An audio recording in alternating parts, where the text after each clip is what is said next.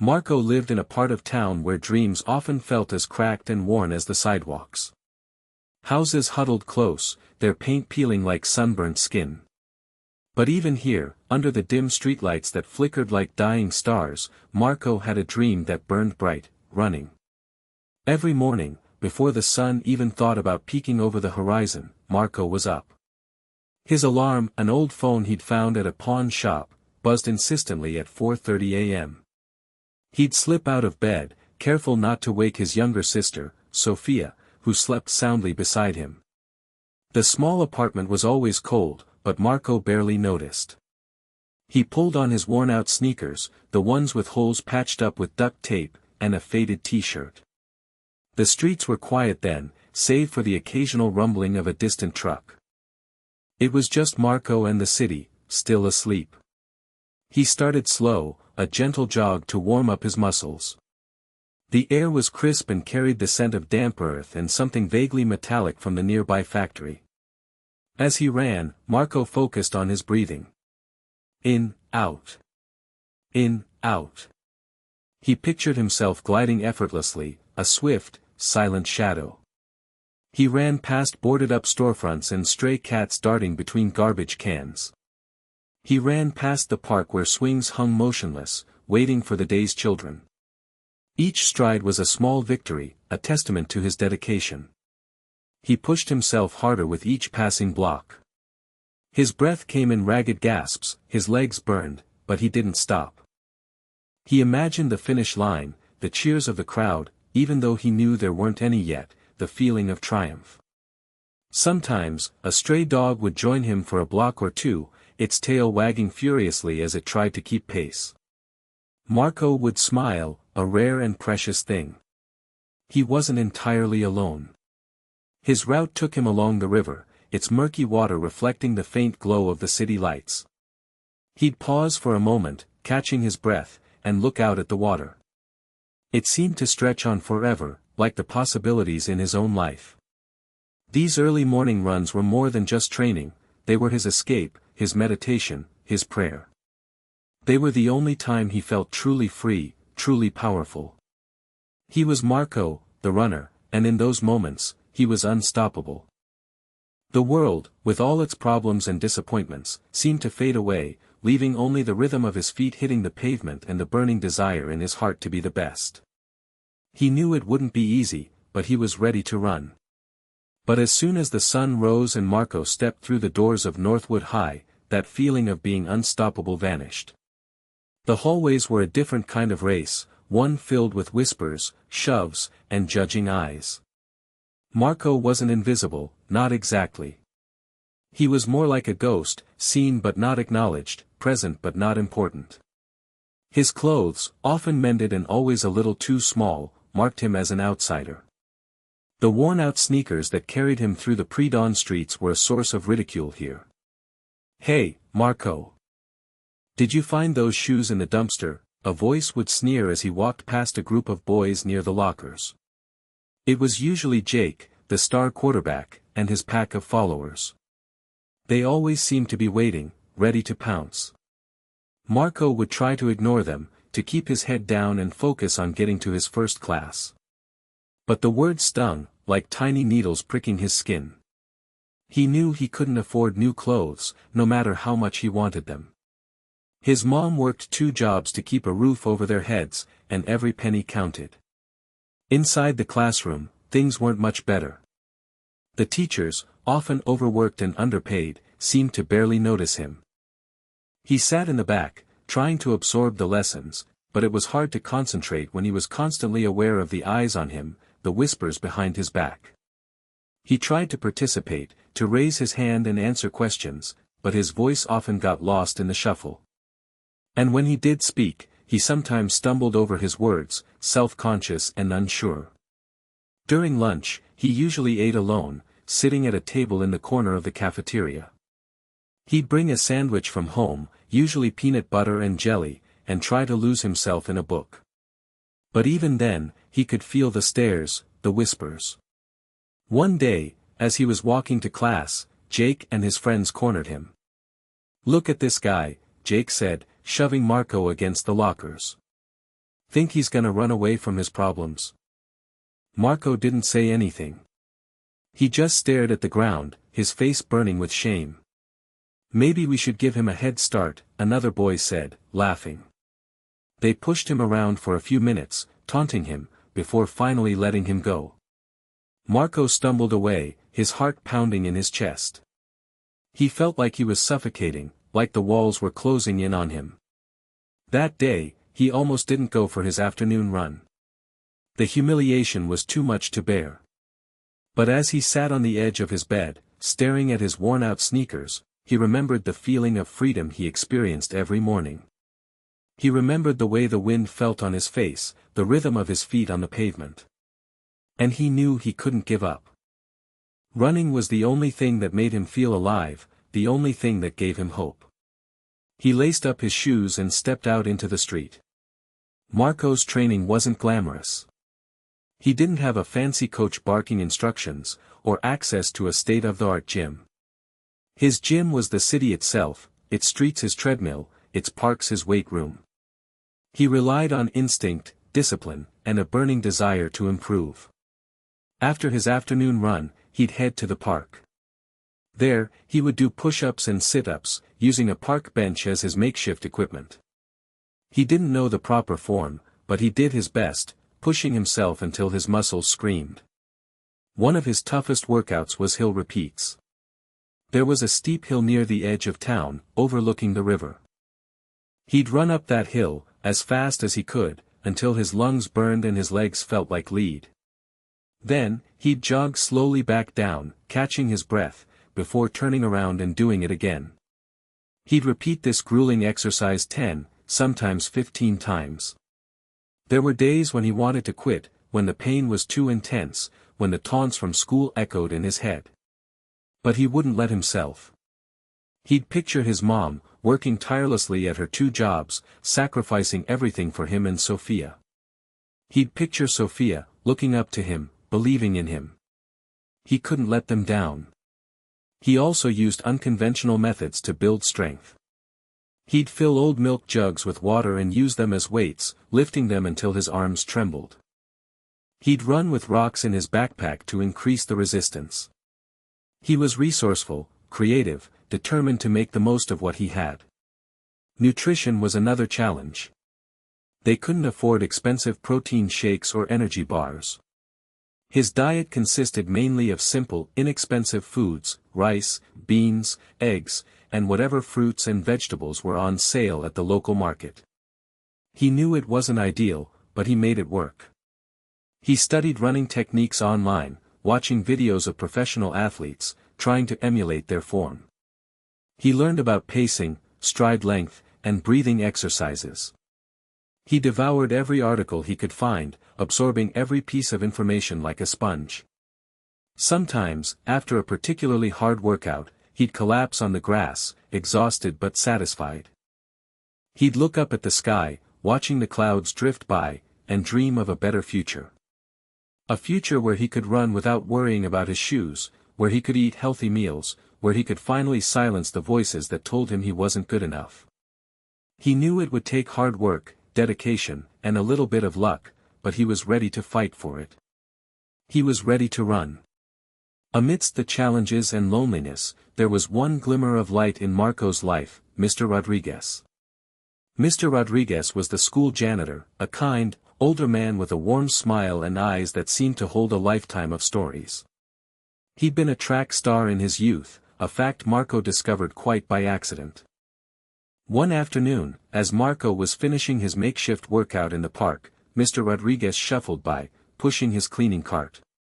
He stopped and watched Marco for a moment, his expression thoughtful. "You've got good form, kid," he said, his voice raspy but kind. "Reminds me of myself back in the day." Marco was surprised. He hadn't expected anyone to notice him, let alone offer a compliment. "Thanks, Mr. Rodriguez," he mumbled, feeling a blush creep up his neck. "You training for something?" Mr. Rodriguez asked. "Just trying to get better," Marco replied, shrugging. Mr. Rodriguez nodded. "Running takes heart, kid. More than anything else. And you've got plenty of that. From that day on, Mr. Rodriguez became an unlikely mentor. He didn't offer formal coaching, but he provided something just as valuable: encouragement. He'd watch Marco practice, offering tips and advice. He shared stories of his own running days, tales of victories and defeats, of hard work and perseverance. He'd tell Marco about proper stretching techniques he'd learned long ago. He would point out little things Marco could adjust in his running form. Sometimes, Mr. Rodriguez would bring Marco a small snack, an apple, a banana, or a granola bar. "Gotta fuel up those muscles," he'd say with a wink. These small gestures meant the world to Marco. They were a sign that someone cared, that someone believed in him. Mr. Rodriguez also understood the challenges Marco faced at school. He'd seen the way Jake and his friends treated him, the way the teachers overlooked him. He couldn't change things, but he could offer a listening ear and a word of support. "Don't let those bullies get you down, Marco," he'd say. "They're just trying to make themselves feel better by putting you down. You're better than that. You've got something special. Don't let them take it away from you." Mr. Rodriguez's support was a lifeline for Marco. It gave him the strength to keep going, to keep pushing himself, to keep believing in his dream. He knew he wasn't alone. He had someone who believed in him, someone who saw his potential. And that made all the difference. He started to hold his head a little higher in the hallways. The bully's words still stung, but they didn't pierce him as deeply. He had Mr. Rodriguez, and he had his running. That was enough to keep him going. One day, Mr. Rodriguez approached Marco with a proposition. "There's a qualifying race for the state championships coming up," he said. "I think you should enter." Marco's eyes widened. He'd never considered competing before. It seemed like something only other people did, people with fancy running shoes and expensive training programs. "I don't know, Mr. Rodriguez," he said hesitantly. "I don't think I'm good enough." "Nonsense," Mr. Rodriguez replied firmly. "You've got the talent, the dedication, and the heart. You just need a chance to show what you can do." He then explained that he had seen a flyer posted near the gymnasium and thought of Marco immediately. The entry fee was $20, a sum that seemed insurmountable to Marco. He didn't want to ask his mom for the money, knowing how tight things were. He confided in Mr. Rodriguez, who simply smiled. "Don't you worry about that," he said. The next day, Mr. Rodriguez handed Marco an envelope. "A little something to help with the entry fee," he said, his eyes twinkling. Marco opened the envelope and saw $20, neatly folded. He was overwhelmed with gratitude. "Mr. Rodriguez, I can't accept this," he said, his voice choked with emotion. "Nonsense," Mr. Rodriguez repeated. "Consider it an investment in your future." With Mr. Rodriguez's encouragement and support, Marco signed up for the qualifying race. As the day drew closer, his nerves grew. He'd never run in front of a crowd before, never competed against other runners. He worried about embarrassing himself, about letting Mr. Rodriguez down. He spent hours visualizing the race, picturing himself running strong, running fast, running with confidence. He practiced his starts, his pacing, his finishing kick. He wanted to be ready. The night before the race, he couldn't sleep. He tossed and turned, his mind racing. He kept replaying every possible scenario in his head, imagining every obstacle, every challenge.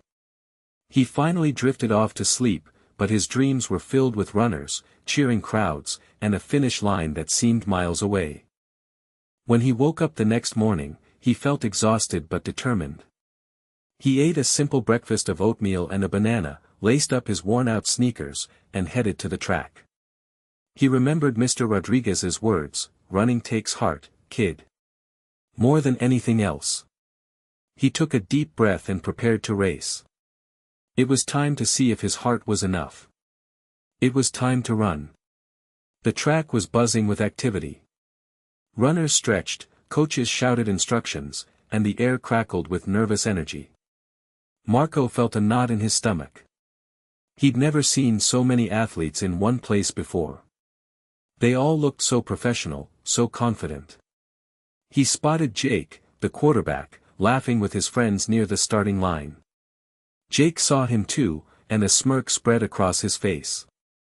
"Well, well, well," Jake said, loud enough for Marco to hear. "Look who decided to show up. You lost already, dumpster shoes." Marco tried to ignore him, but Jake's words stung.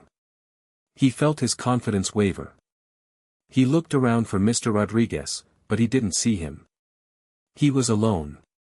He found a quiet spot away from the crowd and tried to focus on his breathing. In, out. In, out.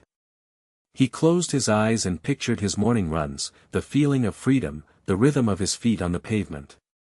He remembered Mr. Rodriguez's words, "You've got the heart, kid."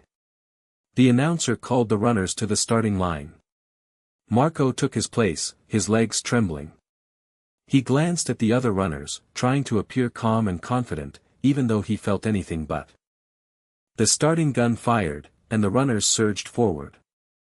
Marco stumbled slightly, but quickly regained his balance. He found himself near the back of the pack, surrounded by a sea of legs and arms.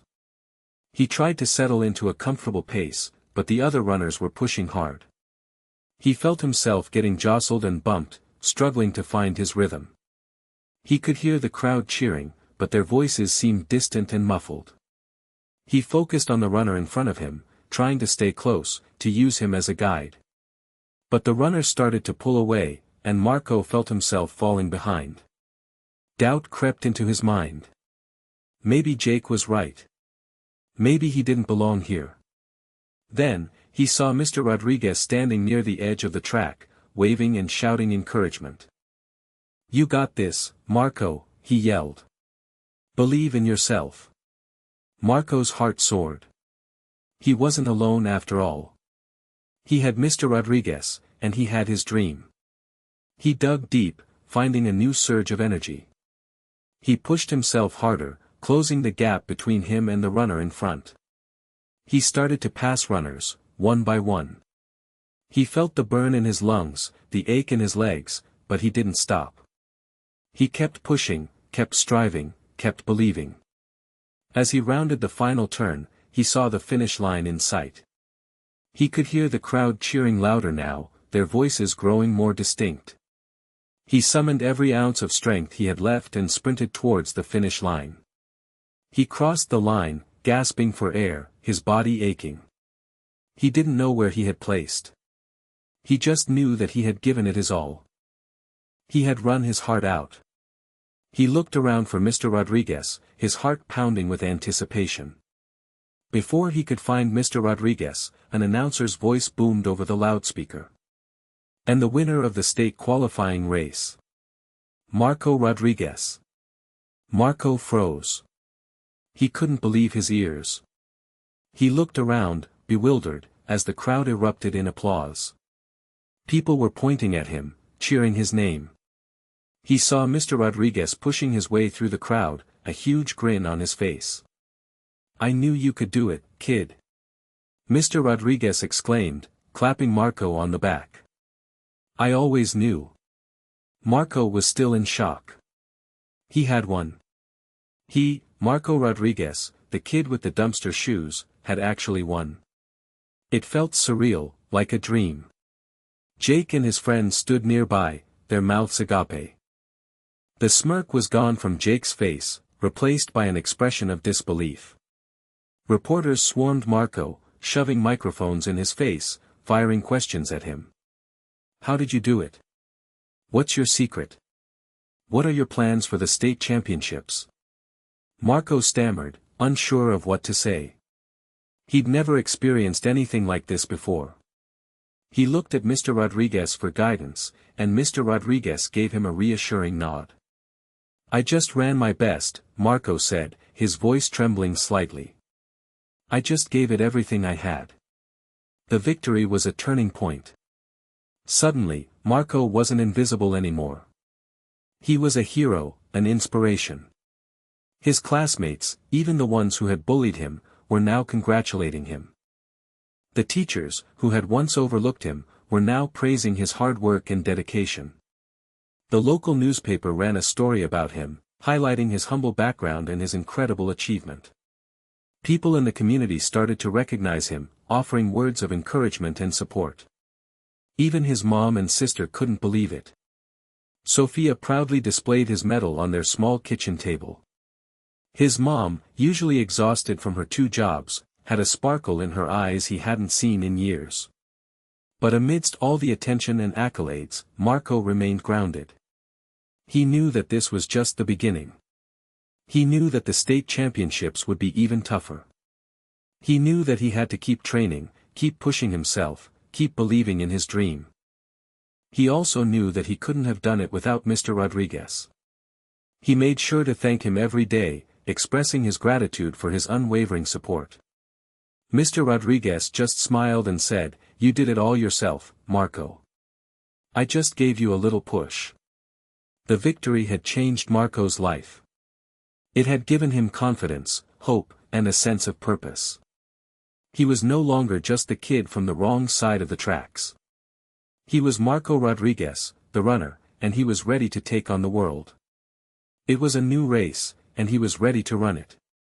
The days that followed were a whirlwind. Marco was constantly pulled in different directions. The school principal wanted him to speak at assemblies. The local newspaper wanted to do a follow-up story. Even the mayor called to congratulate him. He appreciated the attention, but it was overwhelming. He found it difficult to concentrate in class, and his training schedule was disrupted. He worried that he wouldn't be able to prepare properly for the state championships. The bullying from Jake and his friends had stopped, replaced by a grudging respect. They still didn't like him, but they knew better than to mess with him now. He was a celebrity, a symbol of hope for the school and the community. One afternoon, as Marco was trying to squeeze in a workout at the park, a reporter approached him. "Marco, can I ask you a few questions?" she said, holding out a microphone. Marco sighed. He was exhausted and just wanted to focus on his training. But he knew he couldn't refuse. He had a responsibility to represent his school and his community. The reporter asked him about his training regimen, his goals for the future, and his thoughts on the state championships. Marco answered the questions as best he could, trying to be honest and articulate. After the interview, he felt drained. He longed for the days when he could just run in peace, without having to worry about reporters, interviews, and public appearances. He confided in Mr. Rodriguez about his struggles. "It's hard, Mr. Rodriguez," he said. "I just want to run, but everyone wants a piece of me." Mr. Rodriguez nodded understandingly. "It's part of the process, Marco," he said. "You have to learn to balance the attention with your training. Don't let it distract you from your goal." Mr. Rodriguez helped Marco create a schedule that allowed him to fulfill his obligations while still maintaining his training regimen.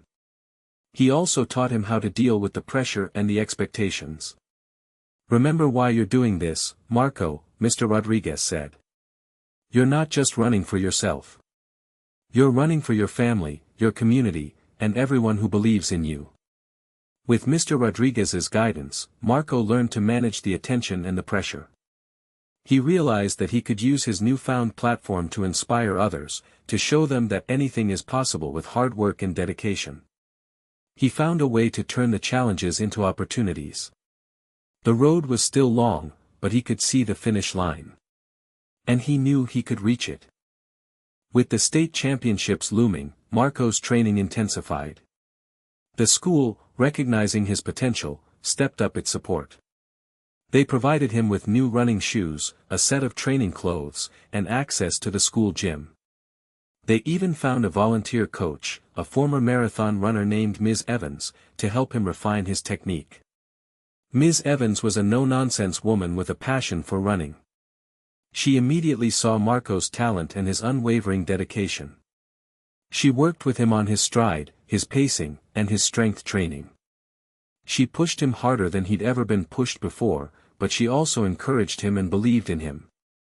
His workouts became more structured and more demanding. He ran longer distances, he did interval training, and he lifted weights. Ms. Evans also emphasized the importance of proper nutrition and rest. She helped him create a meal plan that would fuel his body and help him recover from his workouts. The new equipment made a huge difference. His new running shoes felt like clouds on his feet, providing support and cushioning he'd never experienced before. The training clothes were lightweight and breathable, allowing him to run more comfortably. The school gym provided him with access to weights and other equipment that he'd only dreamed of before. He worked with Ms. Evans to develop a strength training program that would help him build muscle and improve his power. Despite the increased support, Marco never forgot his roots. He still woke up early every morning to run before school, honoring the routine that had gotten him this far. He still spent time with Mr. Rodriguez, seeking his wisdom and guidance.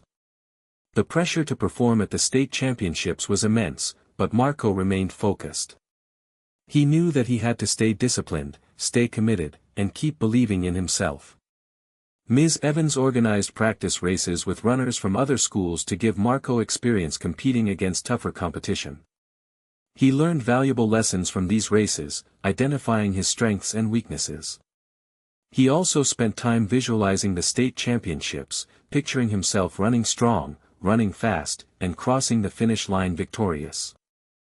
He knew that visualization was a powerful tool that could help him achieve his goals. As the day of the state championships drew closer, Marco felt a mix of excitement and nervousness. He knew that he was ready. He had trained harder than ever before, he had the support of his family, his friends, his coach, and his community. He was ready to give it his all. He was ready to run for his dream. He knew it would take everything he had, but he was ready to leave it all on the track. The day of the state championship dawned bright and clear. The stadium buzzed with thousands of spectators. Marco felt a surge of adrenaline as he walked onto the track. This was it. The culmination of all his hard work, all his sacrifices, all his dreams. He spotted his mom, Sophia, Mr. Rodriguez, and Ms. Evans in the stands. They waved and cheered, their faces beaming with pride. He gave them a thumbs up, trying to project confidence, even though his heart was pounding in his chest. He lined up at the starting line, taking deep breaths to calm his nerves. He glanced at the other runners, assessing his competition. They looked strong and determined, but he refused to be intimidated. He knew he belonged here. The starting gun fired, and the runners exploded off the line. Marco got off to a good start, settling into a comfortable pace near the middle of the pack. He remembered Ms. Evans's advice, conserve your energy early, and then unleash your speed in the final stretch. The first few laps were a blur. The runners jostled for position, the crowd roared, and the tension was palpable. Marco focused on his breathing, his stride, and the runner in front of him. As the race progressed, the pack began to thin out. A few runners surged ahead, creating a gap between them and the rest of the field. Marco maintained his position, resisting the urge to chase after them. He knew that the race wasn't won in the early stages. With 2 laps to go, Marco began to feel the fatigue setting in. His legs burned, his lungs ached, and his vision blurred. He considered slowing down, giving up. But then he remembered his mom, his sister, Mr. Rodriguez, Ms. Evans, and all the people who had supported him along the way. He couldn't let them down. He dug deep, finding a reserve of energy he didn't know he had. He started to pick up the pace, passing runners one by one. The crowd roared louder, sensing a shift in the race. As he entered the final lap, Marco was in 3rd place, just a few strides behind the leaders. He could see the finish line in sight. He summoned every ounce of strength he had left and unleashed his speed. He surged past the 2nd-place runner, and then set his sights on the leader. The crowd was on its feet, screaming his name. With a final burst of effort, Marco overtook the leader and crossed the finish line, collapsing onto the track, completely exhausted but triumphant. He had done it. He had won the state championship. The crowd erupted in cheers, confetti rained down from the sky, and his loved ones rushed onto the track to embrace him. He had overcome every obstacle, every challenge, every doubt. He was a champion. A true champion. The world felt like it was his. It was all worth it. Marco's victory at the state championship opened doors he never knew existed. Invitations to compete at the national level started pouring in. College scouts, who had previously ignored him, were now calling Ms. Evans and the school, eager to learn more about the talented runner from Northwood High. The Nationals' invitation was especially thrilling. It was a chance to compete against the best young runners in the country, a chance to prove himself on a bigger stage. But it also presented a new set of challenges. The competition would be fierce, the training would be even more demanding, and the pressure would be immense. He also worried about the cost of traveling to the Nationals, which were being held in California. Ms. Evans, Mr. Rodriguez, and the school rallied around him, organizing fundraisers and seeking donations to help cover the expenses. The community, inspired by his success, eagerly contributed, showing their support for their local hero. College scouts began visiting Northwood High, watching Marco train, and interviewing him about his goals and aspirations. They were impressed by his talent, his work ethic, and his humility. They saw in him not just a great runner, but also a great person. He received offers from several prestigious universities, each promising him a full scholarship to compete on their track and field team. It was a dream come true. He never imagined that running could open up so many opportunities for him. He spent hours researching the different universities, talking to coaches, and visiting the campuses. He wanted to find the best fit for his academic and athletic goals. He sought advice from Ms. Evans, Mr. Rodriguez, and his mom, carefully considering all his options. The decision was difficult. Each university had its own strengths and weaknesses. He had to weigh the academic programs, the athletic facilities, the coaching staff, and the overall atmosphere. He knew that choosing the right university would be a life-changing decision. It would determine his future, not just as a runner, but as a person. He wanted to make the right choice, not just for himself, but for his family and his community. He wanted to make them proud. Amidst all the excitement and opportunities, Marco remained grounded. He remembered where he came from, the challenges he had overcome, and the people who had helped him along the way. He knew that he had a responsibility to give back, to inspire others, and to use his success to make a difference in the world. He was ready for the next step, whatever it may be. He knew his journey was just beginning. He was excited to see where it would lead. The training for nationals was unlike anything Marco had ever experienced. Ms. Evans pushed him to his limits, demanding more speed, more endurance, and more strength. The workouts were grueling, the competition was fierce, and the pressure was immense. He started to doubt himself. He wondered if he was good enough to compete against the best runners in the country. He worried that he would disappoint his family, his friends, and his community. One day, during a particularly difficult workout, Marco tripped and fell, twisting his ankle. The pain was sharp and intense. He tried to get up, but he couldn't put any weight on his ankle. Ms. Evans rushed to his side, examining his injury. "It looks like a sprain, Marco," she said. "You're going to have to take some time off." Marco's heart sank. Taking time off was the last thing he wanted to do. Nationals were just weeks away, and he needed to be training, not resting. He went to see a doctor, who confirmed the diagnosis.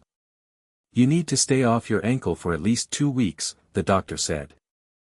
If you try to run on it too soon, you could make it worse." Marco was devastated. He felt like his dream was slipping away. He spent the next few days moping around, feeling sorry for himself. He couldn't train, he couldn't compete, and he couldn't see a path forward. He started to question everything. Was he really good enough to be a runner? Was all this hard work worth it? Was he just fooling himself? He confided in Mr. Rodriguez, who listened patiently and offered words of encouragement. "Setbacks are a part of life, Marco," Mr. Rodriguez said. They test your resolve, your determination, and your character. It's how you respond to those setbacks that matters. Ms. Evans also reached out to him, reminding him of his past successes and his unwavering spirit. "You've overcome so many obstacles, Marco," she said. "This is just another one. You're stronger than you think. You can get through this." With the support of Mr. Rodriguez and Ms. Evans, Marco started to see things in a new light. He realized that the injury was not the end of the world. It was an opportunity to rest, to recover, and to come back stronger than ever. He started doing physical therapy to strengthen his ankle. He also spent time visualizing himself running strong and winning at nationals. He refused to let the setback define him.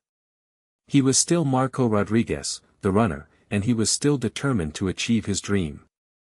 The time away from running gave him a new perspective, a renewed appreciation for the sport, and an even stronger desire to succeed. He would not be defeated. He would come back. The day of the national championship arrived, filled with sunshine and nervous anticipation. The stadium was enormous, packed with roaring fans. Marco, standing at the starting line, felt the weight of expectation, but also a fierce determination. His ankle felt strong, and his spirit was even stronger. The starting gun fired, and the race began. This was the fastest field he'd ever faced. Runners from all over the country surged forward, creating a chaotic scramble for position. Marco, remembering Ms. Evans's advice, stayed calm and focused, settling into a comfortable pace in the middle of the pack. The first few laps were grueling. The pace was relentless, and the competition was fierce. Runners jostled for position, elbows flew, and the air crackled with intensity. Marco focused on his breathing, his stride, and staying out of trouble. As the race wore on, the pack began to thin out. The leaders started to pull away, and Marco found himself struggling to keep pace. His legs burned, his lungs ached, and doubt crept into his mind. He remembered the taunts from Jake, the sacrifices his mom had made, and the unwavering belief of Mr. Rodriguez and Ms. Evans. He couldn't give up. He dug deep, finding a reserve of strength he didn't know he had. He started to pick up the pace, passing runners one by one. The crowd roared, sensing a shift in the race. With 2 laps to go, Marco was in 5th place, several strides behind the leaders. The gap seemed insurmountable, but he refused to be discouraged. He focused on the runner in front of him, setting his sights on closing the distance. He pushed himself harder, running faster than he ever had before. The pain was excruciating, but he ignored it. He was running for his dream, for his family, for his community. As he entered the final lap, Marco was in 3rd place, closing in on the leaders. The crowd was on its feet, screaming his name. He could see the finish line in sight. He summoned every ounce of strength he had left and unleashed a final surge of speed. He passed the 2nd-place runner, and then set his sights on the leader, a tall, muscular runner from California. The 2 runners battled neck and neck, stride for stride. The crowd was in a frenzy, their cheers deafening. With a final, desperate lunge, Marco crossed the finish line, just inches ahead of his competitor. He collapsed onto the track, gasping for air, his body shaking with exhaustion. He had done it. He had won the national championship. The crowd erupted in cheers, confetti rained down from the sky, and his name echoed through the stadium. He was a champion, a national champion, a testament to the power of hard work, determination, and unwavering belief. He had made it. He had truly made it. The moments after winning nationals were a blur of joy and excitement. Marco was swarmed by reporters, photographers, and well-wishers. Everyone wanted a piece of the national champion. He did interview after interview, trying to answer every question with honesty and humility. His mom and Sophia rushed onto the track, enveloping him in a warm embrace. Their faces were beaming with pride. "We knew you could do it, Marco," his mom exclaimed, tears streaming down her face. Mr. Rodriguez and Ms. Evans joined the celebration, their eyes shining with pride and gratitude. "You've come so far, Marco," Mr. Rodriguez said, clapping him on the back. "You've made us all so proud." The victory was celebrated back home in Northwood.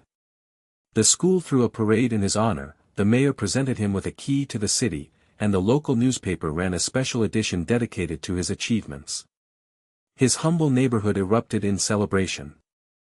Neighbors decorated their homes with banners and balloons, cheering his name and celebrating his success.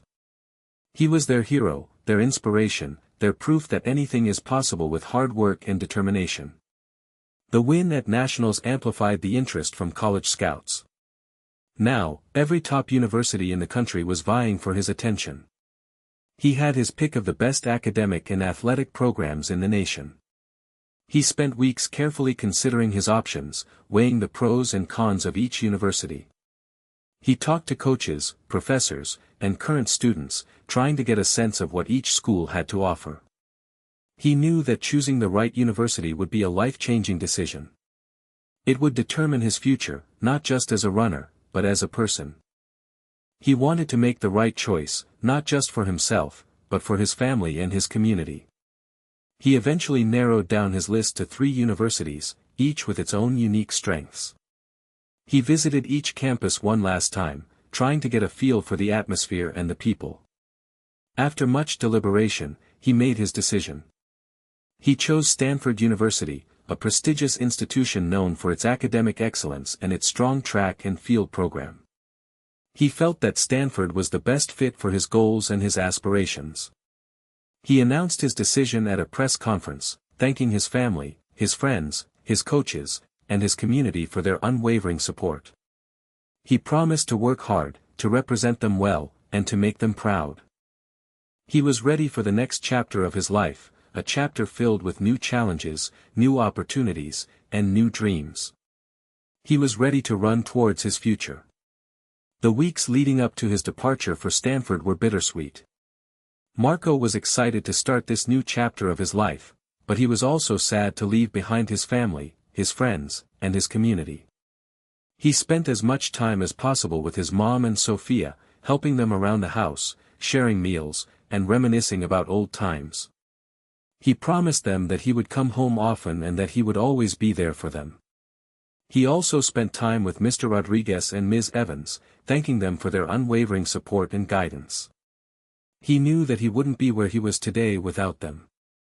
He visited his old elementary school, talking to the students about his journey and encouraging them to pursue their dreams, no matter how big or how small. He wanted to be a role model for them, a symbol of hope and possibility. He even paid a visit to Jake, who offered a grudging congratulations and a handshake. Marco accepted it with grace, knowing that everyone is capable of change. The day before he left, the community threw him a farewell party. Neighbors, friends, teachers, and even the mayor gathered to celebrate his achievements and wish him well. Marco was overwhelmed with gratitude. He knew that he would never forget the people who had helped him along the way. As he packed his bags, he thought about all the challenges he had overcome, all the sacrifices he had made, and all the dreams he had achieved. He was proud of himself, but he also knew that this was just the beginning. He had a long and challenging journey ahead of him, but he was ready. He had the talent, the determination, and the support system to succeed. He was ready to run towards his future, to chase his dreams, and to make a difference in the world. He looked out the window at his neighborhood, the place where he had grown up, the place that had shaped him into the person he was today. He knew that he would always carry this place with him, no matter where he went. It was a part of him, a part of his story, a part of his heart. He smiled, took a deep breath, and closed his suitcase. It was time to go. It was time to fly. He was ready to start. He was ready to soar. He was ready to become. He was ready. The car ride to the airport was quiet, filled with a mix of excitement and sadness. His mom drove, her eyes glistening with tears, but her smile bright. Sophia sat in the back, clutching a stuffed animal and occasionally peeking at Marco with a look of awe. At the airport, the goodbyes were emotional. Hugs were exchanged, tears were shed, and promises were made to stay in touch. Marco hugged his mom and Sofia tightly, whispering words of love and gratitude. He found Mr. Rodriguez and Ms. Evans waiting just past security.